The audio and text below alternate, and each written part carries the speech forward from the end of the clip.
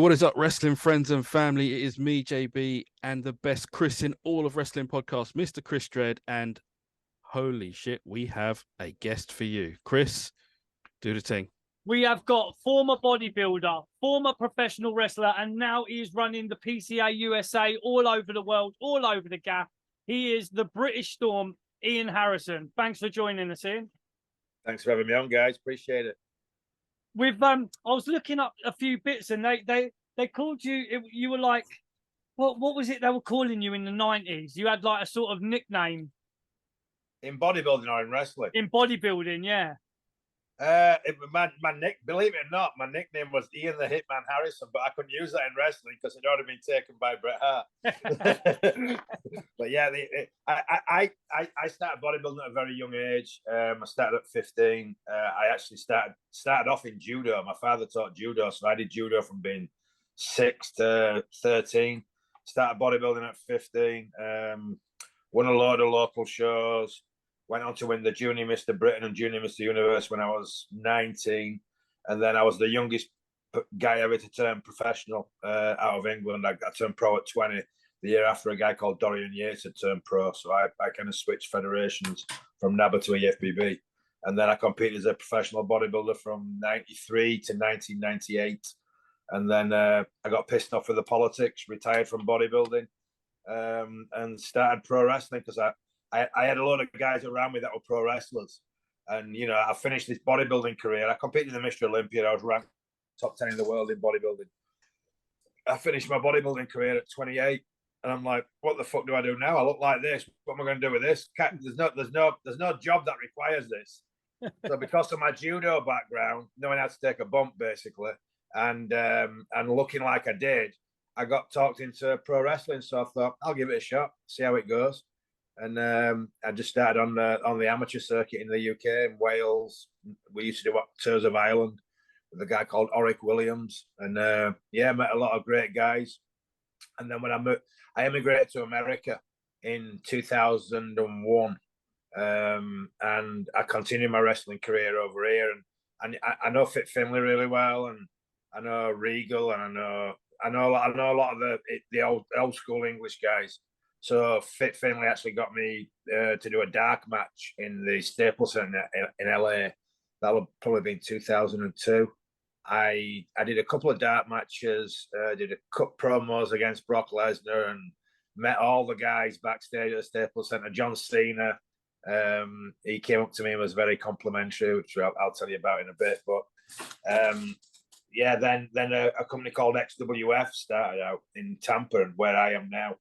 And there was Jimmy Hart was in it, and who I still keep in touch with, Greg Valentine, the Road Warriors, who I got very close with, Kurt Hennig, who I was supposed to main event with Kurt the night before, the day after that he passed. He actually passed away in Tampa the night before I was supposed to wrestle him. Wow. So yeah, I traveled with all those guys to Green Bay and Amarillo, Texas, and I've got some stories for you, that's for sure. Because you wrestled in Memphis, right, for a little while as well, yeah? Yeah. I wrestled there. I've forgotten the guy's name that ran that, but that was basically that was a really old school thing. That was the Memphis wrestling. I went there with Jimmy Hart, and I actually wrestled with a guy called Del Rios, and we were a tag team, Shock and Awe. That's right. He was like a bodybuilder too. So it was a weird place, the Memphis one. It was a very low ceiling, like TV. It was TV tapings. Right. So yeah, I kind of got thrown into the deep end, if I'm being honest with you, from a kind of a bodybuilder that never spoke to being a wrestler in England, going around Wales and Ireland, getting fuck all really money wise, but it was interesting. I met a lot of very interesting guys. And when I was in England, I wrestled as Mr. USA because I had the physique, but I couldn't really talk with an American accent because I'm a Yorkshireman. You know, nobody would believe me. So when I moved over here, Jimmy Hart was my manager, and he decided that they should call me the British Storm. So that's what I wrestled as, the British Storm. It'd be rude not to ask. Did they ever contact you about the WBF, the World Bodybuilding Federation? No, that was a little bit before my time in bodybuilding. That was probably about 2 years before I actually came in as a pro. So I turned pro the year after Dorian Yates. I got my pro card in 1989, and I didn't compete as a pro until 1993. And I believe the WBF came in 91 or 92. So I just missed out on that. But a lot of the guys that did it, I knew them very well. I mean, like Eddie Robinson, I know him personally. He lives not far from me. Mike Quinn, who just passed away, was one of my closest friends. So I knew those guys. Gary Stridham, Barry DeMay. I was very familiar with all those guys. I was going to say, mate, I'll hold up the vest because you definitely don't want to see me wearing it. I am in peak physical condition, but I can't fill out a vest like you could, mate. So, you know, I'll leave that there for the time being. So what is what's your guys' recollection of that era? How old are you two? I'm 41 and Jordan's a bit younger than me. I'm 36. Right, so a little bit younger, yeah. But that's a different era in wrestling, even, I guess. I don't really watch much wrestling now, but I don't watch much bodybuilding either, if I'm being honest with you. I run bodybuilding shows, but I really enjoyed my wrestling career. It was a fun time.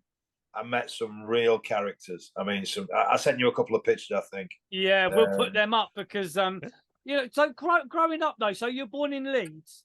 Yeah, Pudsey actually. All right. Right in between. You know Pudsey Bear, right? The children in need thing. That's my hometown, Pudsey. So, right between Leeds and Bradford. Okay. So back in them days, so you would have watched the world of sport, did you, when you were growing up at all, or did you Absolutely, watch all that? I did. Yeah, Big Daddy, and it's the funny thing is because I used to watch that, and I used to see Danny Collins, who I know very well personally. Right. Drew McDonald is the guy that really got me into wrestling. Originally was Drew McDonald. Right. And yeah, I watched all them. Tony St. Clair. I watched them all as a kid, and then I ended up wrestling with them all when I started wrestling, which was it was unique. It was very interesting because I watched World of Sport, so I knew all those guys. And then I watched the WrestleMania, the big WrestleMania. I remember watching that as a kid and seeing British Bulldogs and thinking, no, that's badass. That is just, I loved it. And then I actually got to meet Tommy Billington before he passed. I went and met him over in Wigan in a wheelchair, and he was a character too. He was an incredible character. But I met a lot of people. I met a lot of people in the UK scene. And you know, back then they did a lot of mimicking the big stars. So you'd have like two guys that would do the Road Warriors, Johnny South and Boston Blackie used to do the Road Warriors. And then I went over and I met the real Road Warriors, and I got to be really good friends with them. Like Mike Hegstrand, Hawk was one of my closest friends. Wow. When I first moved to the US, I didn't have a pot to piss in. I had two kids, which we started off in California, but there wasn't a lot of wrestling opportunities in California for me. I did a dark match for WWE. Fit Finley called me up because they were at the Staples Center. He said, "Come on, what are you doing today?" I said, "Nothing." He said, "Come up, I've got you a dark match." So I went up there, I did a dark match. But the amateur scene wasn't that big in California. I did go to a gym local to where I was living in Huntington Beach, and I was wrestling with a guy that actually ended up being quite a big name, Samoa Joe. Oh, wow. I wrestled with Samoa Joe an awful lot. Great guy. Absolutely great guy. It's funny because you wrestle with them just to practice wrestling, really, and working on your gimmick and everything.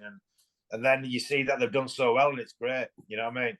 Like when I did the XWF, I'd wrestle in Puerto Rico, very regular, as regular as I used to wrestle in Ireland when I was in England and working for Rick Williams. When I went to America with XWF, we'd go to Puerto Rico like every month at least, and I was always the main heel, and I was always against Carlito Colon, Carlos Colon's son.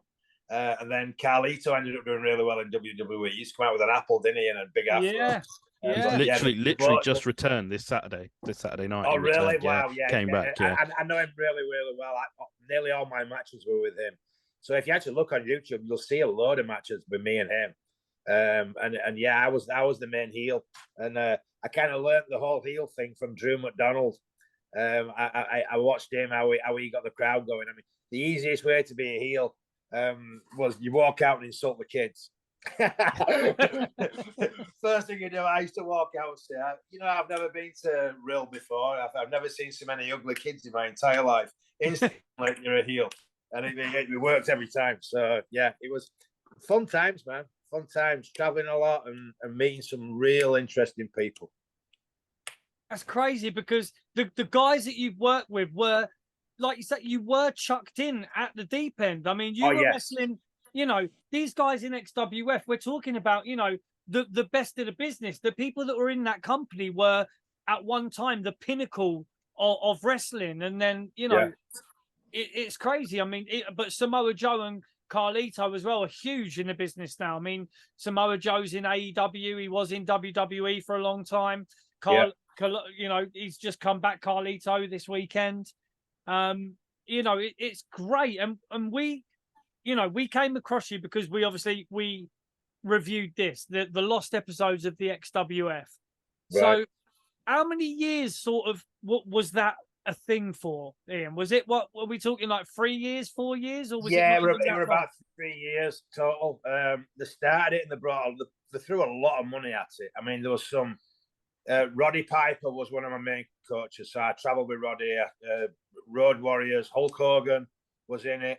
I remember the very first taping we did at Universal Studios in Orlando, and I went over there, and there were loads of guys. I mean, it was like a who's who of wrestling. Jimmy Snuka and his son, Horace Hogan. And my first match was with Horace Hogan for XWF. Right. And I remember backstage, Jimmy Hart was there. Hulk Hogan walked up to me and drew a dollar sign on my chest and said, "I see dollars all over you, brother." And I thought, yeah, I'm going to hit the big time. It never really happened for me. But I'll be honest with you, the reason I quit wrestling was, I think I mentioned about Kurt Hennig. I was very good friends with Hawk, and he passed away, and it devastated me. And then Kurt passed away actually before Hawk. Kurt overdosed the night before, and I was supposed to main event with Kurt Hennig at the Tampa Fairgrounds with one of Jimmy Hart's promotions. And I walked in the locker room, and all the boys were in the locker room with their head down. I'm like, "What's going on?" I said, "Oh, Kurt passed away." So I had to improvise with who I was going to be on with the main event. But in 1 year, I went to 9 funerals of different people that I wrestled with or traveled with. And I remember the very last person that died was Hawk. And he was very, very close to me and my family. He was very good to me, very good to me. I loved him like a brother, if I'm being honest with you. And when I went to his funeral, Hulk Hogan sat right in front of me at the crematorium. Can't do this anymore. I went from a world of bodybuilding, which was crazy. Bodybuilders die on a regular basis, to the world of wrestling that I knew was entertainment. But then all these people died in that, and I'm like, all right, I'm done. Time out. I'm done. I've got a family, and I want to live. So I decided just to walk away.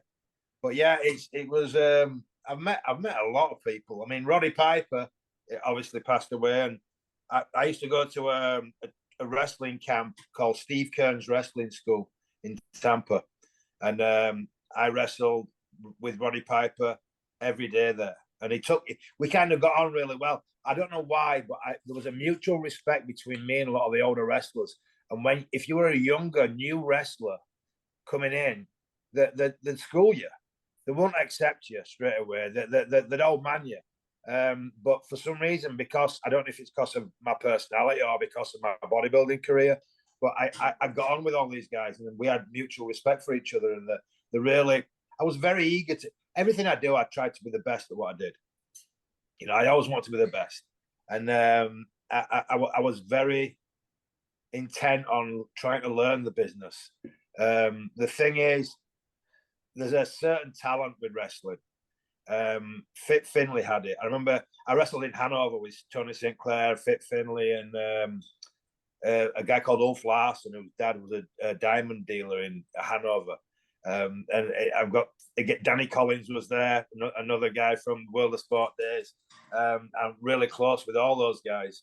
But I remember watching. We all stood up in the wings watching Fit Finley's match, and he came out and didn't even do anything. He'd look a certain way and he'd get the crowd going. And Roddy Piper had that same ability, and Kurt Hennig was an incredible worker, just incredible. And when I saw those guys, I'm like, you know what? I can do all the moves and I can put across a gimmick, but I don't have that X factor that those guys have. It was a certain thing that they had that honestly a lot of the other wrestlers didn't have, you know. But that like just, I've got nothing but respect for the business, if I'm being honest with you, because I know what it is, and it's not just about doing a suplex or taking a bump. It's not just about that. It's not just about cutting a promo. It's body language, and you tell a story without saying a word. And I guess I overthunk that, and for some people it was just very natural. And like I said, I've got nothing but respect for the guys that do it, because it's the ultimate ad lib. You heard of ad lib comedy? Yeah. Well, wrestling is the ultimate in ad lib, because you do have a plan, and you have spots that you talk about, but the bottom line is you've got to be able to turn on a dime to be able to really perform well and put across a good match and tell a story, because that's what I always got told by the older guys in the business that were trying to teach me. It's cowboys and Indians. It's good versus evil.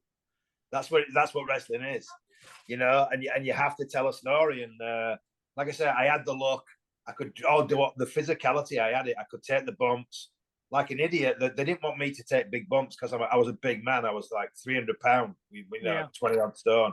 And but stupid me, I want to get on the top turnbuckle and do a flying headbutt and take a bump off. I mean, there's actually a promo video on YouTube. If you go to YouTube and click on Ian Harrison Wrestler, there's a promo video, and when you click on it at first, you won't see anything, but about 40 seconds in, it comes up with all fire, and it's all clips. It's the promo video that I sent to Vince McMahon and all those people to get jobs. Right. And it's got about 4 minutes of clips from my wrestling career. Then it's got some Sega commercials that I did when I was in my 20s. Going to ask you about that. I was going to ask you about the Sega commercial, And then it's got my bodybuilding at the very end. But if you click on that video, you'll see a load of matches that I had with different people. Yeah, so I was going to ask you about the Sega commercial, because like I say, we obviously, we do our research and we look up about, guys that we're going to have on the show. And it did say in your career that you'd done a Sega commercial. It was something weird. Not trying to remember sort of if I remember the sort of the commercial, but I don't really remember it, to be honest. But how did that come about? Well, through the bodybuilding world, really. There was a woman bodybuilder from Manchester called Colleen Yates, and she spoke to a guy called I can't remember his last name, but he had a talent agency and he sent people to do like commercials and stuff. So they were looking for a bodybuilder to play this character. So I went down for an audition in London, which was completely out of my comfort zone.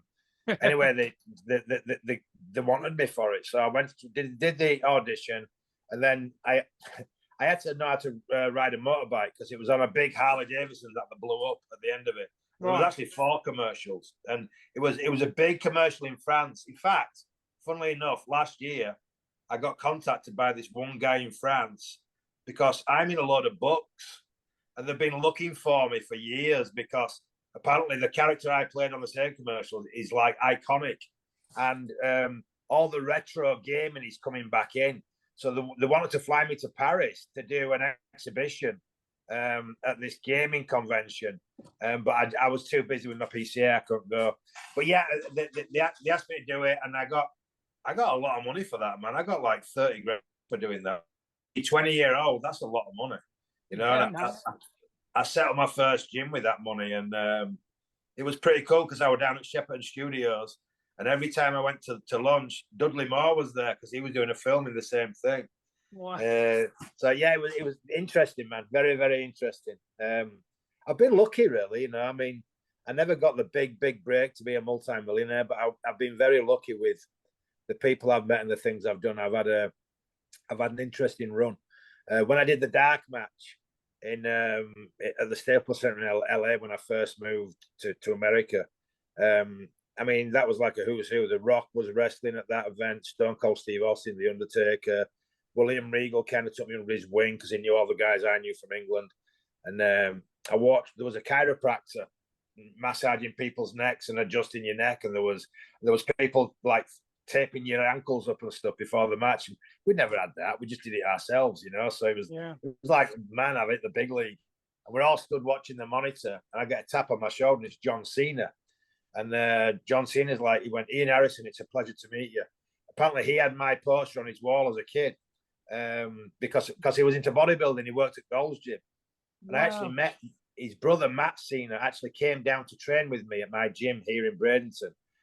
And then I was his brother. I trained him about 3 or 4 times. And eventually, he came down with a WWE T-shirt on. And he said, he mentioned Summer. And I'm like, oh, you know John Cena? He's like, yeah, I'm his brother. He said, yeah, he told me to say hello to you. And then he told me that they used to have a poster of me in their bedroom as kids. So it was quite complimentary, you know what I mean? It made you feel good. Wow. It's incredible. Cool. Yeah. Yeah. Going back to your training, I'm almost certain I'd have a fiver on it with anyone that the reason that the veterans didn't mess with you is because you look like you broke bricks with your hands. Like I was a big boy then. Yeah, I was big. I mean, like I say, I was about I used to compete in bodybuilding at about 280, and when I went to wrestling, obviously I didn't have to be as lean, but I carried on training hard because I wanted to look good for the wrestling. They used to call me a Flash. I had the Flash because I had the physique, so I could get away with a lot, and I instantly got accepted into the promotion because normally you would have to work your way into that promotion, wrestle for free, and do a lot of jobs. And they brought me in right at the top, really. And I was very lucky to work with some really good workers. There's a wrestlers reunion in Leeds every year, and I wish I could go because there's so many guys there that I know. Frank, I don't know if you know these names: Frankie Sloan, Boston Blackwell. They're all guys that Skull Murphy. I mean, they're all guys that I wrestle with all over the country, and they kind of taught me the business.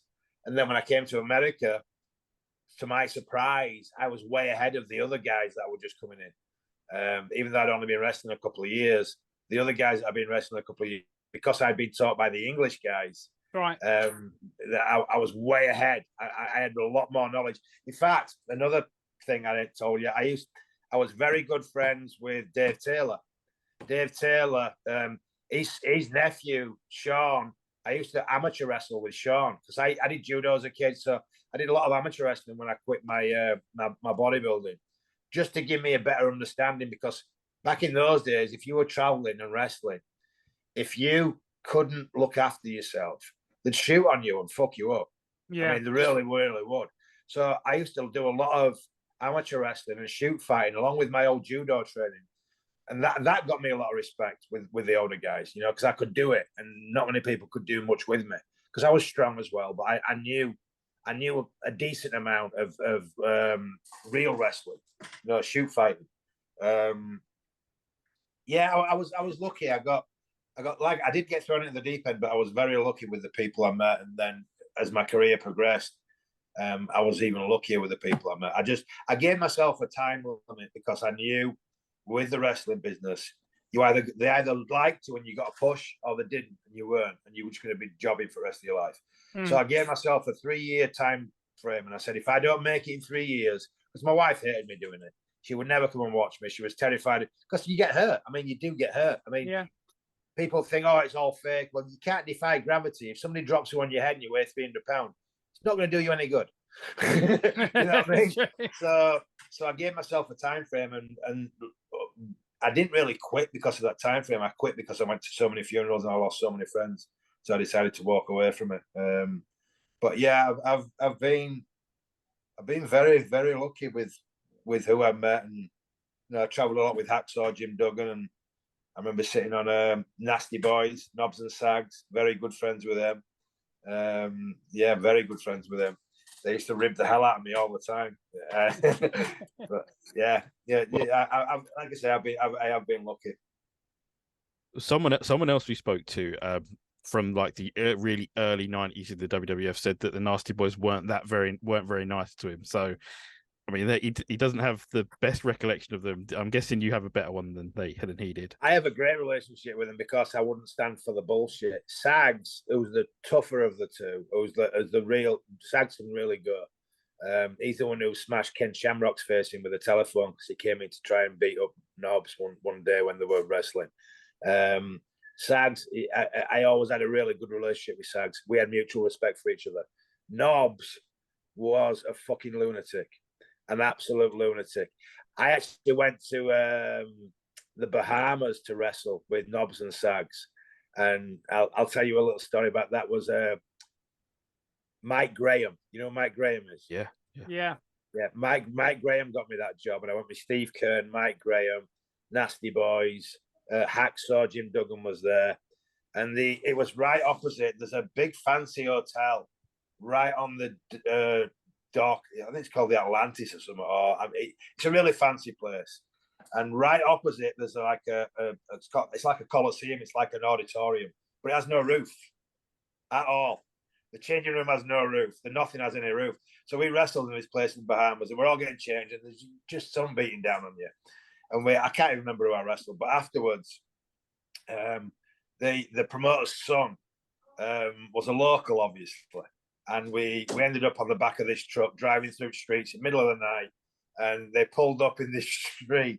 I don't even know if I should tell you this. They pulled up in this street, and these guys just came out of it from everywhere. There was like 50 guys came out from nowhere, with all sorts of paraphernalia. Then we went to this little, it looked like a row of shops with a steel staircase and almost like bars on it.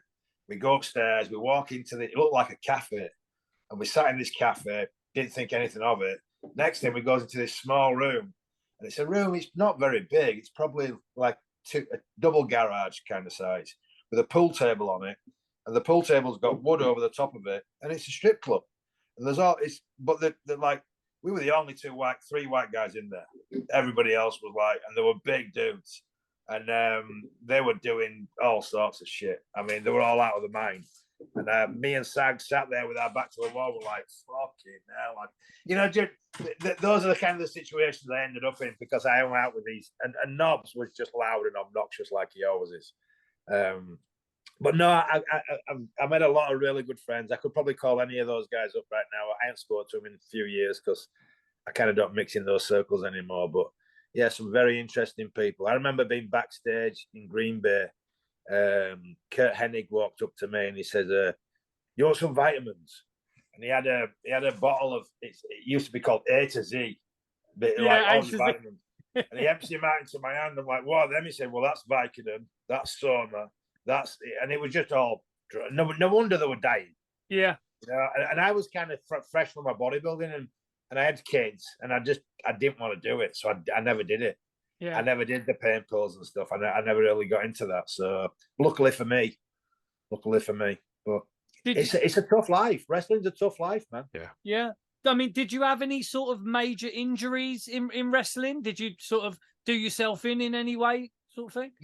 Yeah, I messed myself up a little bit. I remember in Ireland, they used to show me how to go out over the top rope, and when you first do it, you obviously do it wrong sometimes. And I landed on my heel, and I messed up my ankle on my left leg, and then I got. You can actually see this one on video and on the YouTube video with Carlito Colon. He did a pile driver on me, and he couldn't hold me, so I jacked up my neck pretty bad. Thought I was going to have surgery on it, but I got away without surgery. I'd already had major knee surgery on both knees when I was 17 from my bodybuilding days. So that kind of held me back a little bit. In fact, I think that's why I didn't get the push, because I came in right about the same time as Brock Lesnar. And I had to cut a promo on Brock Lesnar when I did my dark match in LA in 2001 or 2002. But Brock Lesnar was about 10 years younger than me. We had very similar gimmicks, and obviously he's Brock Lesnar. I mean, look at what he did since then. he was an incredible athlete and a hell of a talent. But that's kind of what stopped me from progressing, is because me and Brock Lesnar kind of came in at the time, very similar gimmicks and very. I mean, you worked in TNA as well, did you? For a little bit, you done a couple of bits there. I did one match for TNA. I like cut a promo with Ken Shamrock backstage, and worked with these two like redneck type characters. And it was all right. I wasn't thrilled with TNA, if I'm being honest with you. Okay.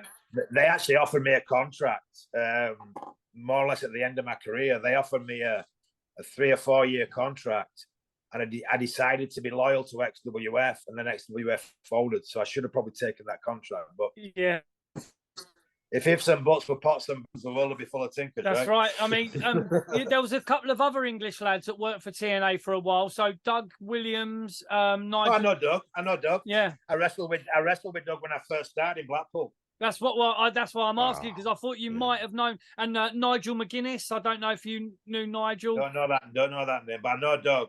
Doug. Well, Doug was excellent. Yeah, Doug was a really good worker. You know, a different level worker to me. I don't claim to be as good as he was, but yeah, one of the guys that I worked with quite a lot in XWF before he went to TNA was AJ Styles. So I knew him pretty well.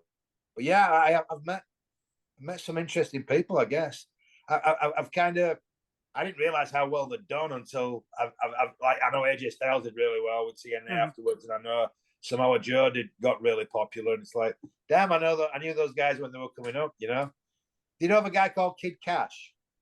Well, it's funny. Yeah, we were due to have Kid Cash on here, but we sort of so our schedule sort of. But I still need to ring him. Yeah, I still need to get on to him. Well, mention me to him when you speak to him, because we travelled together a lot, and we used to have a hell of a laugh. He thought I was hilarious because I was very blunt with people. There was a guy called Emery Hale. And when I first moved over here, you remember him? He's passed away now. Yeah. But at the XWF Universal tapings, they'd done some video of me posing with like a light behind me, so all you could see was the black outline of my body. And Jimmy Hart, this was before Jimmy managed me, used my images for his intro to make out it was him.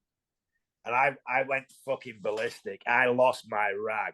I went up to Jimmy Hart and I'm like, who the fuck do you think you are? I said, I don't give a shit what you are in wrestling. I trained years to build that physique. Don't you ever try and use my image to promote another wrestler. Don't ever do it. And I thought that was going to get me fired, but it didn't. Emery actually ended up passing away because he was a nutcase.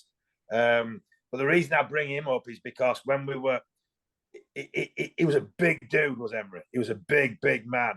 And he got real clever with me one day at the Steve Kearns wrestling school. So I got in his face and told him I was going to smash his face in. And I called him rat face and all this shit. So every time we traveled together, Dave Cash would be laughing his balls off because I'd be saying, shut your face, rat face. And I shouldn't talk bad about him because he's not with us anymore. But that's what I remember. I just remembered Kid Cash laughing his head off at me because he thought I was very blunt. Typical English, right? That's what we do.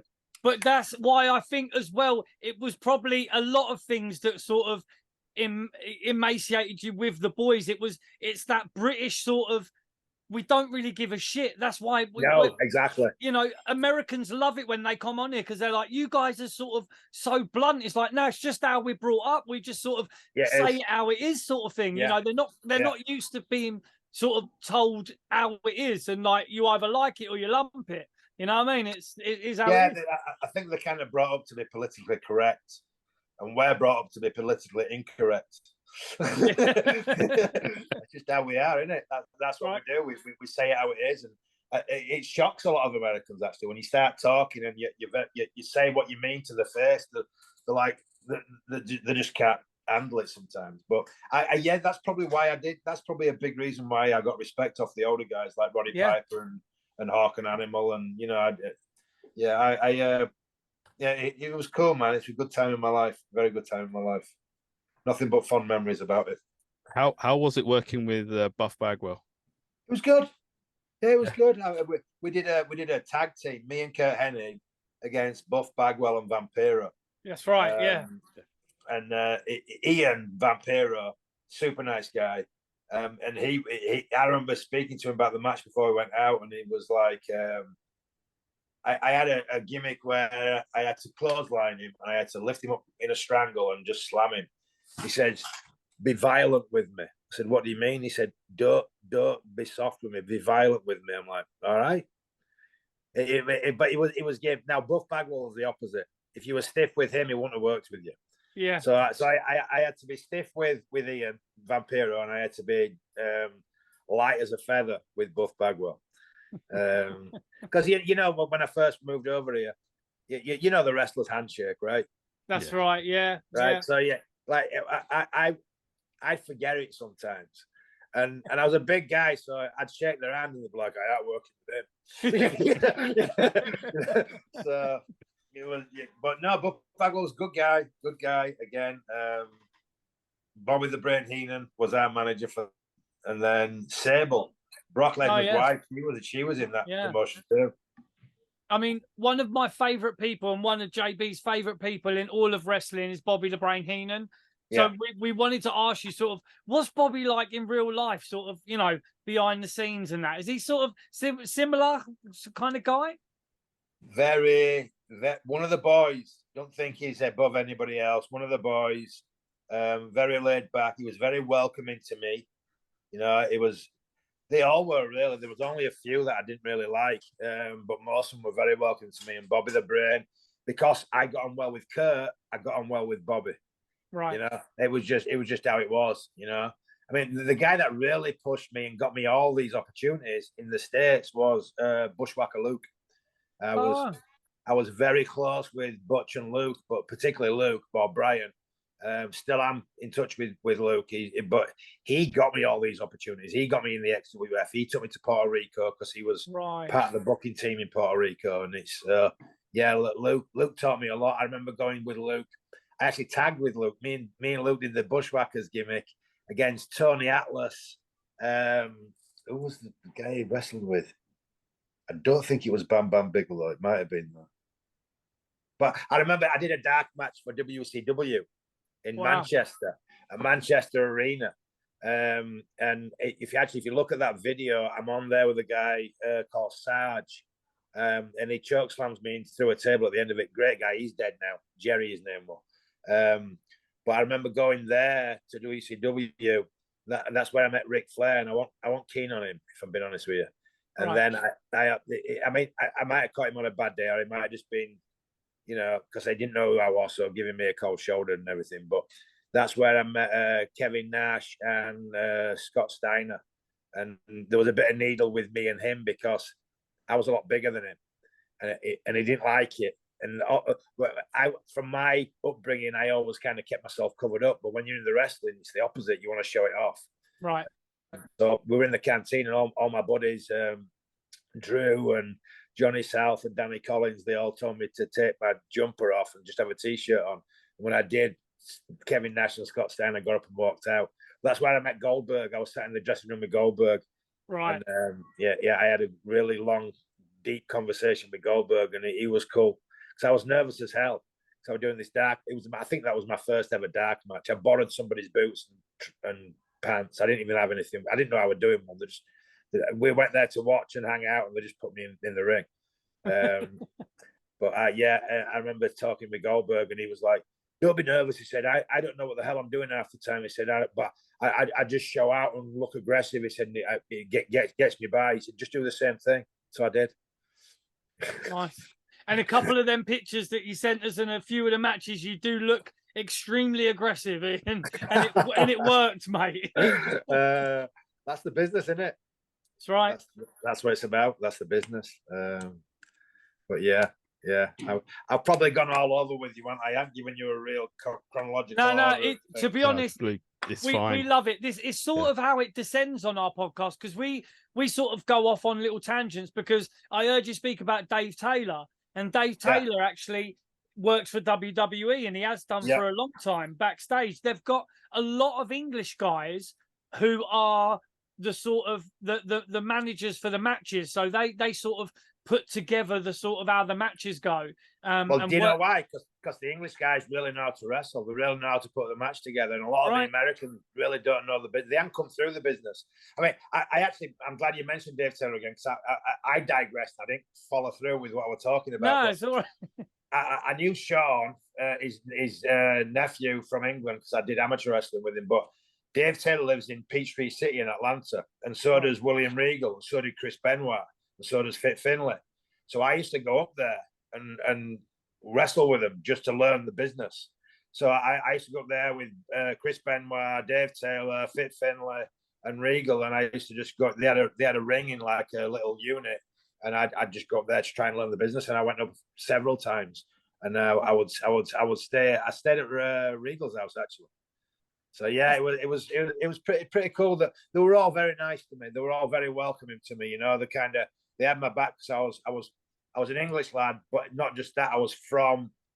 I'd been brought up by all the guys they wrestled with in England. Like, you know, all those English guys used to go to Hanover every year. That's where Tony St. Clair used to live. And I went there with all them, and they always used to try and mess with me. They get me drunk before I go into it. I don't drink, but they get me drunk before I went into a match, and I had to wrestle drunk and just crazy shit, but fun. So in Germany, was Steve Wright over there as well? Not the year I went. No, I only did one Germany tour. No, because Steve Wright, we had his son on. So because Steve Wright was an English guy who went to America, who went to Germany, and Alex Wright was his son who used to wrestle at WCW. Alex Wright, I know that name. Yeah. What year would Steve Wright have been wrestling? Do you know? Blimey, he was on World of Sport, mate. He was, yeah. Oh no, so he's kind of before my time in wrestling. So yeah, I think I know Alex. I think I do. I think I've come across him. Yeah. Germany was interesting, very interesting. You know, I'd been to Germany a few times for guest posing when I was bodybuilding. Right. So I already knew that they had weird food, but then when I went for the Hanover thing, that was an eye opener, man. I mean, it really was. The guy that I wrestled, Wolf Larson, I actually met him again recently. He came to one of my seminars here. He comes to Orlando a lot, and Herman the German, we used to call him, and he Fit Finlay knew him really well. He used to prank him all the time. Fit's a brilliant pranker, but he did his fire eating gig. So he'd come out and he'd do the fire eating thing, but that shit's slippy, and the ring had it was almost like a canvas. So it had a bit of a sheen to it. So it was like a frigging ice rink. And this particular match I had with him, I was already drunk from drinking Glühwein, which is like hot wine with rum in it or something. So I remember running to link up with him, and we both spread eagled and just some of the things I did, man. I sometimes question my sanity, but it was fun. It was fun. So I mean, if you don't mind just switching it up a little bit, because like you say, you've lost a few guys that friends of yours in bodybuilding and wrestling, and that sort of the emphasis on the physique and that sort of gym mentality and the sort of bigger is better sort of thing. Like, what would you say? Why are there similarities between the wrestling and the bodybuilding? Like, is it obviously because the guys are just in the gym together sort of thing? Because there is, that link. You had people like Lex Luger who were doing like bodybuilding, yourself who came from bodybuilding to do that. There's a lot of guys that started sort of, doing the bodybuilding and worked their way into wrestling, or sort of vice versa. I think honestly, like with me and probably most of the guys, there was a guy called Akim Albrecht who used to compete when I did, and he went into the wrestling, but apparently he was terrible. You have the physique, so you have the image. I mean, like Ultimate Warrior, right? He had a great physique, but he couldn't wrestle to save his life. Yeah. He had a good gimmick, but if you listen to any of the guys that wrestled with him, he was awful. He was absolutely awful in the ring. Yeah. So I think a lot of bodybuilders saw wrestling as a second option if bodybuilding didn't work out. I retired from bodybuilding at quite a young age because I got sick of the politics. Now, I would never kiss anybody's ass, so I was never going to win because I would never conform. If they told me to sit down, I'd stand up. So I realized that wasn't going to happen for me. So I'm like, okay, what can I do now? And I knew Drew, and I knew all these guys, and they just kind of talked me into having a go. And I would imagine most of the wrestlers, most of the bodybuilders that turned to wrestling were in a similar position to me. They were at the gym, and the new wrestlers who trained at the gym. Yeah. So when they finish with the bodybuilding, or they think the sick of bodybuilding, they kind of drift into the wrestling, you know. So it's yeah. Is it the judges that was political then? Was the federations, or how was it? The federations were political, and they told the judges what to do. There was a lot of bribery going on. Right. I found out since, because I'm good friends with the guy that ran the whole thing, who I hated years ago, but I'm good friends with him now. So he's told me a lot of things about. Like, for instance, when my first pro show, I had a sponsor that was supposed to sponsor the show. He didn't show up. I didn't pay the money. So I got placed 6th when I should have been 3rd. Right. You know? And that kind of started off my career. And I still competed for about, I don't know, I did about 7 years as a pro bodybuilder. And I got to the point where it's very hard on your body. It's very hard on your family. You're taking risks because you're doing things. You know, you're doing performance enhancing drugs because you have to. Yeah. Everybody's doing it. Yeah. And you can't compete on a level playing field if you don't. And I just decided it wasn't worth it, and I might as well go into wrestling, because at least I knew wrestling was entertainment. Yeah. It wasn't. You know, it's not fair when you go into it. It's entertainment. You're telling a story. So at least I knew what I was walking into with wrestling. So that's kind of, there's a lot of similarities. There really is. But I think that the bodybuilders were crazy. The wrestlers took crazy to a whole nother level, because they were doing the PEDs, but they were also doing all the painkillers and all the other shit. Right. And that's why I went to so many funerals in wrestling, because these guys were doing pain pills, coke. I mean, you name it, they were doing it just to get, because you got to remember, you're wrestling, you get beat up, you get in a car, you're driving to your next venue, you're doing it again, night after night after night. It's not like one on a weekend. You're doing it every night for a month. Did you do any sort of like powerlifting or anything like that, or did you ever think about doing sort of World's Strongest Man or anything like that? Like, no, I didn't. A different world. One of my good friends, Eddie Elwood, who runs the NABA Federation, he did World's Strongest Man. Right. And he did very well in it. And the guy that actually got second to me when I turned pro, and he also got second the year before, a guy called Gary Taylor, he won the World's Strongest Man. Yeah, Gary Taylor, yeah. Yeah. He was a prison guard in Wales. Strong man, really strong man. But no, I never really wanted to do Strongest Man. I don't know why. I just didn't really appeal to me. I knew I was going to get injured with it. Yeah. You know? And then by the time I'd finished my bodybuilding career in 1998, which is when my last show was, everything seemed right to wrestle to me, because I knew so many people are doing it. And honestly, I always went back to World of Sports and that one big event I saw with the British Bulldogs, and I'm like, yeah, I wouldn't mind having a go at that. Give it a whirl, you know. And I'd also seen there was a good friend of mine called Gary Fellows who lived in Stafford, and he'd professional wrestled for a while. I remember going to a gym with him and watching them all do it. I remember thinking then, you know, I could probably do this. I could probably have a go at this. So it's just whatever happens in your life kind of guides you into doing certain things, isn't it? Yeah, it's true. Was there any chance of working a match with Hulk Hogan? No, because I want a big enough name. Hulk Hogan would only work with certain people. He was always very nice to me, and you know, I remember going to the same chiropractor as him, and it was originally an English guy, and so I'd be sat on a table next to him while he was getting his back worked, and I'd be getting my knees worked on. So I know him, and he was very complimentary of me. But those older guys would only work with the guys the new could work. So Hulk could work with Kurt Hennig, or he'd work with Ric Flair, or he'd work with Roddy Piper, but he wouldn't work with somebody that didn't know the full track record. And the thing is, because of the way I looked, because I come from England, you automatically get this image, which is not always true, that you'll shoot on them and you'll hurt them. Yeah. And I mean, I would never have done that, but that's what they, you know, they portray me as being a little bit green and maybe a little bit too strong and too stiff, so they wouldn't want to work with me. Is it when you came out in XWF, was that the British Bulldogs music that you were coming out to? Do you know? Did they ever say? No, I don't know. It was like an English theme on it. It was like a God Save the Queen on it. I think it was Land of Open Glory. No, Land of Open Glory. Yeah. I don't know. Is that what it used to No, it come wasn't. out to? No, it wasn't. It wasn't Land of Open Glory, was it? It was the other one. Yeah, that one. Oh right, is that what you came out to? Yeah. I mean, he was brilliant. I never met him. I never met Davey Boy, but I did meet Dynamite. I did meet Tommy Billington. Drew actually took me over to his house in Wigan, and it was probably 2 or 3 years before he passed.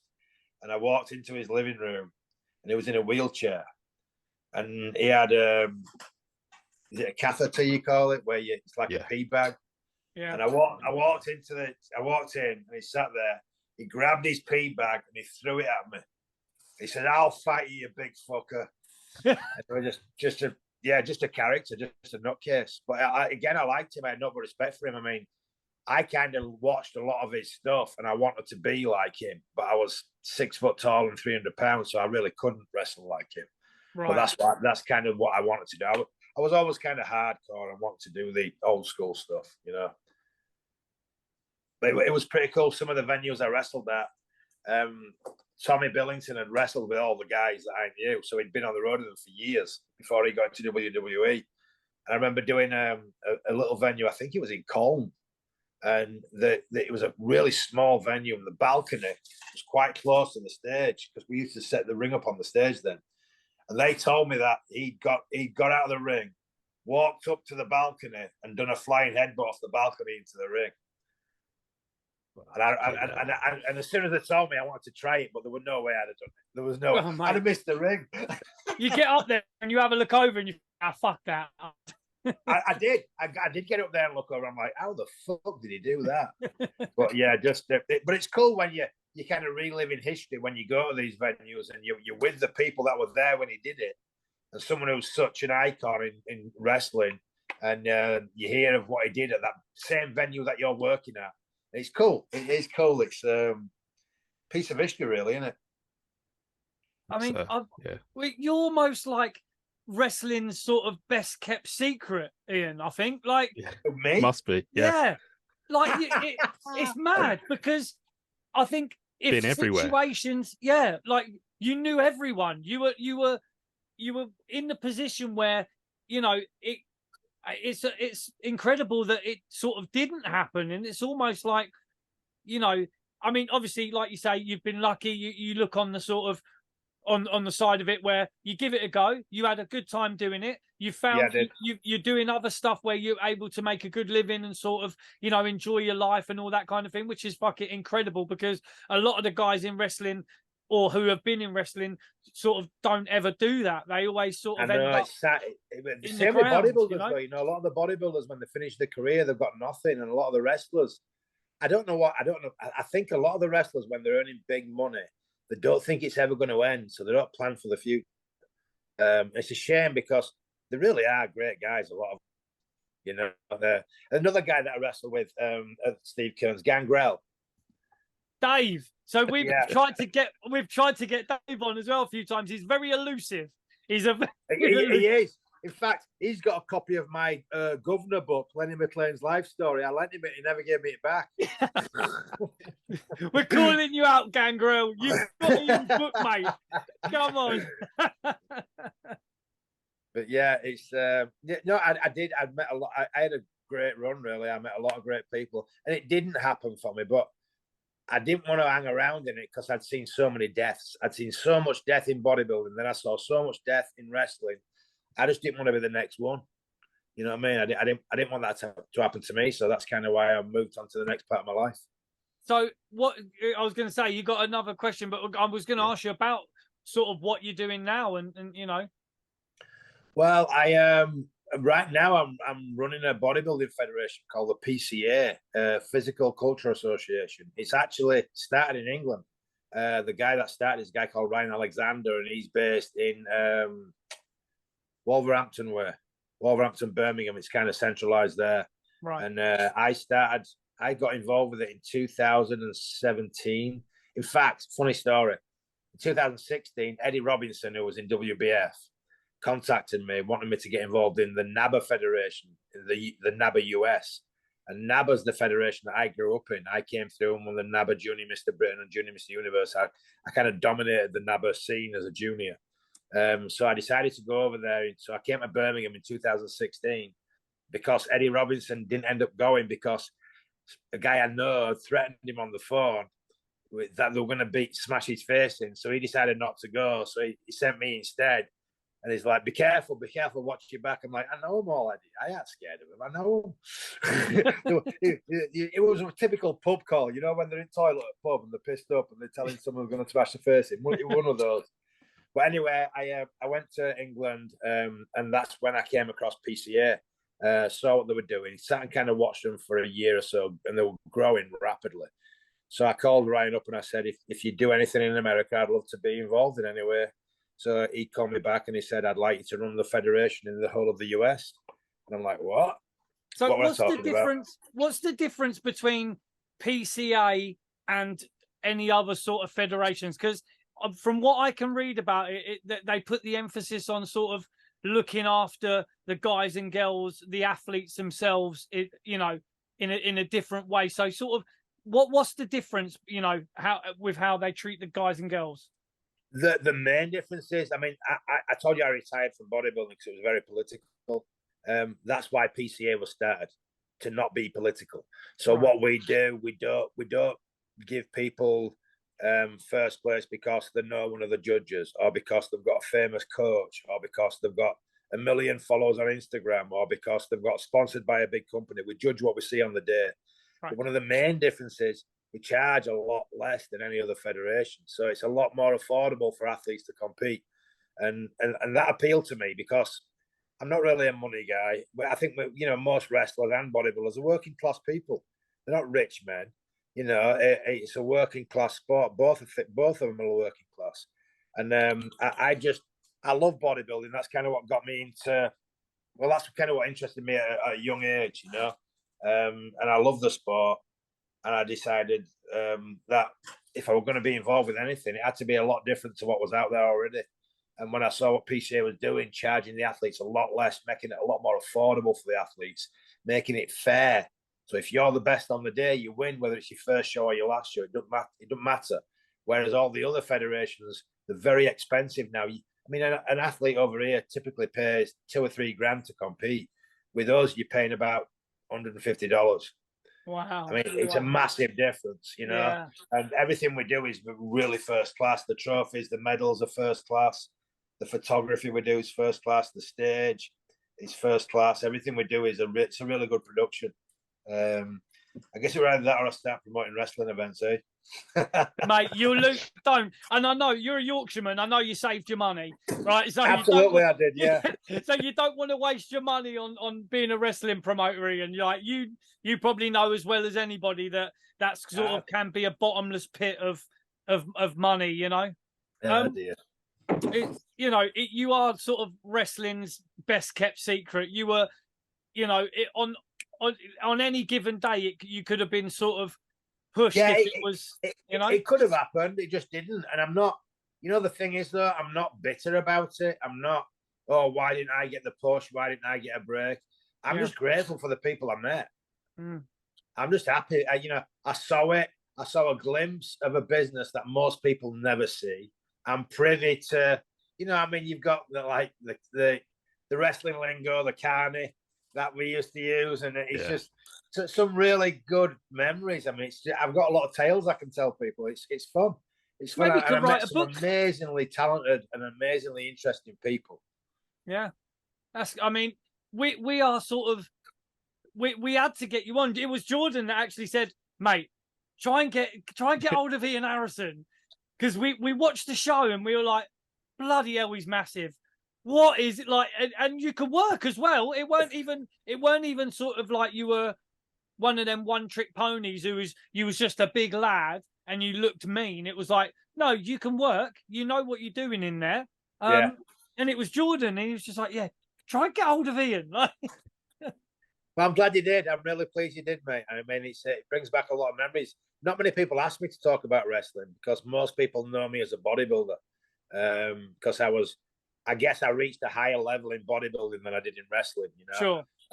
But you know, I think of them both very fondly because I had a lot of really good times. And like I say, you know, I traveled with a lot of amazing people. The Road Warriors, Roddy Piper, Jimmy Hart, Greg Valentine was a good friend of mine. Me and my wife used to go out to Greg Valentine's house. They had a pot-bellied pig. And my wife was very good friends with his wife and Hawk's wife. So, yeah, I mean, I remember sitting on the beach with Hawk and Animal came over. And then the manager, I forgot, Paul Ellery came over. So me, Paul Ellery, Hawk and Animal were all sat on his beach. In fact, I'll tell you a funny story. When I first moved to Florida, no, actually, we were living in California and I flew to Tampa to stay with Luke to try and get some wrestling work. And Luke lived in an apartment complex. He was on the third floor, right on the beach, a place called Indian Rocks Beach. And there was a swimming pool right below his balcony. Hawk lived in the apartment just above or next door. Can't remember. He walked in and he came to the balcony. First time I ever met him. And we just got along like this from day one. But he came, and he starts pointing up at the planes and he says, see that? It's chem clouds. They're trying to poison us. And at the time, I thought he was a lunatic. You know what I mean? I thought it was complete. Anyway, he's knocking back whiskey because he was wild. The middle of the day, he's knocking back whiskey. He gets 5 somas. If you know what a soma is, you know what somas are, right? Right. 5 somas. Chucked them in his mouth, chomped them down, knocked him back with a bottle of whiskey, stood on the balcony and jumped off into the pool. Came back up, gave me a hug and said, I like you. Just an absolute nutcase, but a real. I met some amazing people. I really did, and when we went to Vegas to promote XWF, we were in the booth right next to WWE, and obviously a lot of Road Warriors, they hated them because they'd had bad experience with them. They got fucked by them at some point. Yeah. So I shared the room with Hawk, and he wanted to go out. I think we were there 3 nights. We wanted to go out, and I were like his conscience. I'd try and keep him calm, you know, because he was a nutcase. Anyway, one night he wanted to go out, and I'm like, no, Hawk, you're not going out. Just fucking stay in here with me. We'll just watch telly. Anyway, he starts getting all this stuff on. He's going to go out. He's got his bandana on and everything. So I grabbed him and I wrestled him and I threw him on bed. And as I dropped, as we both went onto bed, he shit himself. So he had to clean. He had to get a brand new pair of trousers. End up going out that night. He didn't come. As I was going out to breakfast, he was walking back in, and he had wax all over him. Like someone had been dripping wax all over him. He had wax, but unbeknownst to me, he'd borrowed Roddy Piper's leather jacket, and he lost it that night. He lost the jacket. So Roddy Piper was pissed because that was Roddy Piper's gimmick. I mean, he had that leather jacket everywhere he went. And Hawk had borrowed it, gone out and lost it. He had no idea where he'd been. He had no idea where it was. So I'm coming down for breakfast and he's walking in. So I didn't get breakfast. I ended up walking him back up to the room and trying to babysit him all day. And that picture I sent you was the day after that. Wow. So if you look at Hawk's tongue, you'll see it's like white. And like he was out of his mind the whole day. I mean, we had to like proper babysit him. So me and Hacksaw were literally holding him up. Mate, that is mad. Yeah, I mean, he still looks a bit pissed in that picture there, Ian. Like he still looks like he was out of his mind. He was absolutely out of his mind. But what a wonderful man. Another quick one. When we first moved there, and I got to know Hawk really well, Mike Hegstrand. He the first year we were there, I didn't have any money. Literally, we had an apartment. I didn't have a pot to piss in, and I had my daughter was 8, my son was 1. So he lent me $400 to buy my kids Christmas presents. About 6 months later, I got into money. I got a contract with XWF, and I started earning some money, and I was doing other things. I was bouncing at a strip club, and I was personal training people. And I went to give him his money back, and he would never take it back off me. He would never take it back off me. And it was just, I fill up thinking about him now because I miss him. He was such a nice man. He was a crazy bastard, but he was such a fucking nice man. One of the best friends I've ever had. I miss him. I really do. I miss him. Man, we appreciate you, talking with us about it as well, because, obviously, like you say, you've been there, you've seen it, and, you've got these experiences with these guys that, some people, have, like you say, they have sort of, they're a bit sour if they didn't make it in wrestling. Yeah. But with you, it's sort of, we can see it's sort of, very fond and happy memories, which is good, man. No, it really is. I think that I nearly died 2.5 years ago. I had open heart surgery. I had like 15 heart attacks over 3 weeks, and then I had 2 heart attacks on the operating table. I had 6 bypasses. So that changed my viewpoint of a lot of things, So I'm just happy to be here. But even before that happened, I think you've got to be happy for what you've got, not pissed off for what you don't have. You know what I mean? Yeah. And everybody can be bitter. Why didn't I get this? Why didn't I get that? But rather than be pissed off about what you didn't get, just be happy for what you did get and the experience. I mean, life's all about memories, isn't it? You can't take the money with you. No, you can't take it with you. The fancy car, the big house. When you die, someone else is going to get it. You can't take it with you. So it's all about making memories, and I've been lucky enough to make some really brilliant memories. And that's why I'm glad you got me on, because it brings back a lot of those memories for me. And nobody ever asked me about wrestling, so it's pretty cool. It's pretty cool. I've got one more question for you, Ian. Yes. Did you ever meet Vince? Because yes. Vince would have, I'm almost certain Vince would have been giddy and salivating, looking at your physique, going, there's my champion.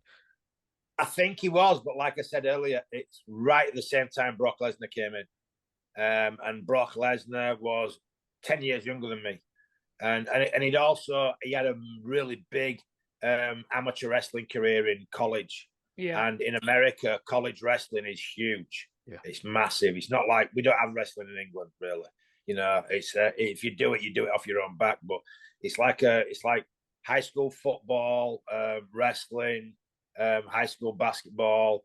That you're like your main alpha male things in American schools and American colleges. So because it's an American-based firm, I think, he probably did think about me, but he also probably thought, if he can't push Brock Lesnar and push me at the same time, because we're very similar looks, very similar gimmick. And that's probably why. I would have put you in a tag team, mate. It makes sense. Well, yeah, I get it. Do you know what I mean? You never know who they're trying to push at the time. You just don't. I know. I've got another story for you. Another little story before you go. Bushwhacker Luke, when I first moved to Florida, he knew The Rock's father really well, and he took me down to Miami-Dade County, and I met with The Rock's father. I forgot what's his name. Rocky Johnson, right? Yeah, Rocky Johnson. Yeah. And I went down and went to his wrestling school, and he was doing a thing on BET, which is Black Entertainment Television, and Vince was funding it. So he was doing his own wrestling gig, and Vince McMahon was funding it, and he wanted to bring me in as the main heel. So I was going to be the main heel for Rocky Johnson, and it all turned out that something happened. A lot of money went missing, and it never happened. But when I went down there, I met a guy called Benjamin something. A black lad, and he did really well in WWE afterwards. Shelton Benjamin. Yeah, that's it. Yeah, I met him there. And I saw that he'd done really well. I'm like, I met him when he went down there. He was really good. I think I got in ring with him, actually. But yeah, it's just little things like that. You know what I mean? It was just a one-day trip down there, sat in front of him. He showed me some video of other people who were going to use, which I ended up meeting and getting good friends with. But one of my good friends, a guy called Kevin Donofrio, he actually wrestled for XWF. He wrestled as Cyborg, like a German. Oh no, he wrestled as Dresden. Dresden, yes. He wrestled as Dresden. Yeah. And Kevin owned the gym. He was a very good businessman, big boy, really big man, and a great amateur wrestler. He was actually a world champion Greco-Roman wrestler in his 40s. So he was a tough dude. And we used to shoot on each other quite a lot, but because of my judo background, he could never do anything with me. and I was just as strong as him, even though I wasn't quite as big as him. But unfortunately, he got the that brain disease, I can't remember, CTE or something. CTE, yeah. Right. Yeah, and he committed suicide last year, Blimey. unfortunately. But he was actually doing my comparing at my bodybuilding shows, so we stayed in touch for years. Oh, But yeah, wow. it's funny how life kind of intertwines. You know what I mean? Incredible. I've been around a lot of really good people where I've been in rooms with several people, and I'm the only one still alive out of all of them, which is sad, mind blowing, really. But life's short, you know. Life's a fragile thing. It really is. Chris, unless you've got any more questions, mate. Mate, I'm just. Like I mean, we could do this all night, of course. We could, honestly. We're if you ever want me on again, I'm more than happy to talk. You know, I'm more amazing, mate. I mean, maybe what we'll do, we sort of be a bit more sort of specific with the questions maybe next time. But it's been a fantastic blast through the past with you, mate. And we always love having English guys on as well because, you know, we've got that bit more of a. I mean, not that we don't have the rapport with the American guys, but you know, it's just great to see an Englishman that's done well in America and you know had a good time at it and just you know, fantastic stuff, mate. You know, because we're all sitting here just having a cup of tea and having a chat about wrestling, which is fantastic. Exactly. Yeah, no, brilliant. I'm sure you didn't realise I was going to take you off on so many tangents, so I apologise for that. No, honestly, that's how we operate. Yeah, that's literally. how we operate. Yeah. We just literally allow people to go wherever they want to go. And again, Ian, it's been just absolutely fantastic. We'll be happy to have you on again. So, one last question I was going to ask you, right? I know there's still that wrestling influence in you because when I looked at your next show, it's called Valhalla in Vermont. Now, that is a pay-per-view name if ever I've heard one. Yeah, no, absolutely. You can't get it out of you, really, can you? It's kind of ingrained in you. It's who we are. I guess we wouldn't do it if we didn't have that same mindset. So yeah, no, absolutely. It's funny because many a time I'll come across there's a guy, there's a girl that just competed with us, and her husband was a pro wrestler in WWE. I can't remember what his gimmick was. But I saw him on Sunday, and it brings back a lot of memories. Remember Earthquake and Tugboat? Yeah. They used to train at the gym I used to work at with Kevin, the Dresden guy. So who was it? Tatanka. Oh yeah. Tatanka was there. I didn't really know Tatanka. I met him a couple of times, but yeah, there's a Brian Blair. You remember Brian Blair? Brian Blair, the yeah. Killer Bees. Yeah, and Marty Jannetty.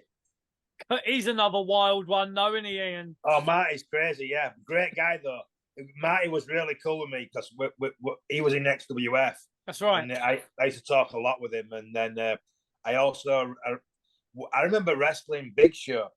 I wrestled Big Show at Steve Kearn's place as he was getting ready for that big match he had with Brock Lesnar where the stage collapsed. Remember when the ring collapsed? Oh, yeah. Right before that, I wrestled Big Show because he needed a big guy to figure out what he was going to do.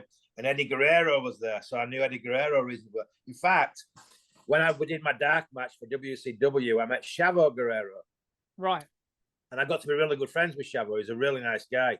When I first moved to California, I went to like an outdoor flea market, like a car boot sale type thing. Yeah. And he was there. I just bumped into him. And I always kept in touch with Chavo. So then when I met Eddie, I already knew Chavo. So, you know, Eddie came to the Steve Kearns Wrestling School and worked with us for a bit, as did Roddy. And I went up for that Big Show thing. That's where I met Dave Gangrel. So, yeah, it's just interesting to meet all these people. Definitely interesting. Thanks for having me on, guys. I appreciate it. Ian, it's been an absolute pleasure to meet you. Thank you so much for coming on. You're welcome, mate. It would be stupid of us not to try and get you on again. So, I mean, Chris, you're gonna have to make the deal, ain't you? Yeah, no worries, mate. Like I say, I'll slide into your DMs, mate. We'll have a chat, and like I say, all we can do though at the moment is just thank you so much because you know you are sort of a hidden gem. And have you done any like wrestling podcasts before? Or is this sort of like the first one? No one's really asked me to do. I kind of felt like I failed at wrestling, if I'm being honest with you. You know what I mean? But I kind of walked away from it voluntarily. It's not like I got kicked out. I've never really been on a wrestling podcast before. I don't really mingle in the wrestling circles anymore. So when you reach out to me, I'm like, oh, it's interesting. Yeah. You know? It was a bit like when the French guys reached out to me last year about my Sega commercials, because I didn't know anybody remembered them, but apparently they've been trying to find me for 30 years. They didn't know who I was. Yeah, it's funny, isn't it? So Yeah, what we're going to do for the teaser for this show, we have to find one of those commercials and we'll put it on Twitter and we'll be like, who are we interviewing next? And then we'll put that on there and it will just maybe jog some memories. Who knows? I'll send that video to you on YouTube and you'll be able to see everything. Do it, mate. Thank you, nice Ian. one. Amazing. Thank All right, Incredible, guys. mate. Cheers, buddy. Take care, Ian. Catch you Thank later. you. Nice one, mate. Ta-da. Bye-bye. Bye-bye. Mate. So there you have it. Wow. Ian Harrison, British Storm. What a guy. What some amazing stories there, Chris. I don't know, man. Like, what else can we say? Mate, we have found a diamond there that people maybe have been overlooking for years, or maybe, I mean, who would have thunk it that we'd review this and then JB would go, literally, I just got a DM from JB and it was like, we need to get Ian Harrison on. That was literally what you sent me, wasn't it? Yeah. It was like, we need to get Ian Harrison on. I was like, mate, boom, I'm on it. And it was like, the paths collided, and this is why we love doing what we do, innit, Jay? Because Absolutely, man. The stars aligned for this one, didn't they? it really has, because we get to speak to proper, you know, like I say, he's like a hidden gem in the wrestling world. He's been everywhere. He's been everywhere with everyone, and sort of no one really knows apart from those who know. And, you know, he's a man that could walk into probably any wrestling convention where they've got guys there doing signings and probably know half of the fuckers that are there. And they'll be like, the wrestlers fucking be all over him, and the fans would be very confused. absolutely. You know, Yeah. Ian would walk in there and be like knowing everyone, and the fans would be like, oh shit, like who's this guy? But the boys would know, you know, and it is just our absolute pleasure. Again, we thank Ian wholeheartedly for sort of giving his time. He's had a busy weekend. He's got his family there, you know, and he's just chilling. He's like I say, he's had a show this weekend. He's running the PCU, you know, so, or the PCA, sorry. PCA, yeah. So, you know, he's a busy guy. He's still working. He's still putting in that work. He's still in the bodybuilding world. But like he said, no one really asked him about wrestling. But one thing I will ask him about, and I forgot to ask him about, and Ian, if you are watching this, maybe, you know, obviously we'll send you the link when this is out, and hopefully he's watching it or whatever, but we'll get him on for a part 2. But forgot to ask him about fishing, because I know he's a huge, he's into fishing. So, and he lives in Florida, so he does a bit of that. So yeah, I'll ask him about that. But I mean, what a guy, JB, right? Yeah, that was great. We cannot thank Ian enough for coming on and being as frank and as open as he could about the friendships and some of the wrestlers that didn't quite make it. And yeah, that was something. It's one of these. He is the hidden gem of the wrestling world, the wrestling's best kept secret. You know, the British Storm, Ian Harrison. And if you wanted to know who Ian is and see what he's doing and see what he's done, you can watch our review, the lost episodes of XWF. You can also see him on YouTube in the lost episodes of XWF. Yeah, we really hope you've there. enjoyed the review of the lost episodes of the XWF.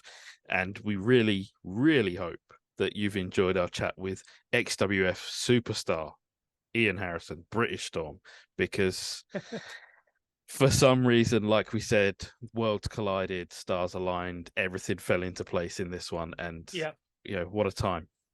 What a time. What an absolute fantastic episode that is. I'm looking forward to even listening back to this one myself, because it should be really good. What a top lad. What a top lad. Before we go, of course, we have to thank Surfshark VPN for sponsoring this episode. Click the link below for 83% off and 3 free months when you need your VPN renewing or fixing. pretend you're in Bognor Regis, like Chris says. Absolutely. If you're in America like Ian, but you want to watch fucking Coronation Street or whatever, bang yourself, put your location in as Bognor Regis and or Pudsey, where Ian's Pudsey, from. Pudsey, man. Put yourself in there, and then you can watch all your British shows. Your computer thinks you're in England, and that is what the VPNs are. It also gives you protection. You got your virus protection, and we've got the deal for you. Click the link in the description and use the code grapple, and you can get that deal 83% off in 3 free months. Oh, hell yes. And for those that are watching, hit the subscribe button. If you haven't already done it, give this video a like, chuck us a comment, tell us what you want us to ask Ian for next time. Yes. And if you are listening, of course, hit 5 stars, give us that wonderful review that you do so well. I mean, what else can we say, Chris? It's, he's such a lovely bloke. He's even just messaged me now and just said, it was a real pleasure talking with you guys. Thanks for having me on. No, thank you, Ian. You're an absolute legend, mate. Absolutely top bloke. That's all we can say. We're just, this is why we keep doing it. We keep putting in the work to put on these shows for you guys. So then we can all connectively speak with absolute legends like the British Storm, Ian Harrison, who has been there, done that, got the T-shirt, and made Hawk from Legion of Doom shit himself. So that is one of the only ways we could sign that off, Chris. So without saying any more, you can hear the music in the background. The band is playing us off. So from me, JB, the best Chris in all of wrestling podcast next to me, we thank Ian British Storm Harrison for joining us. We are going to go and hit the weights because we feel incredibly inadequate right now. Absolutely. So take care, everyone. We will see you soon. Peace.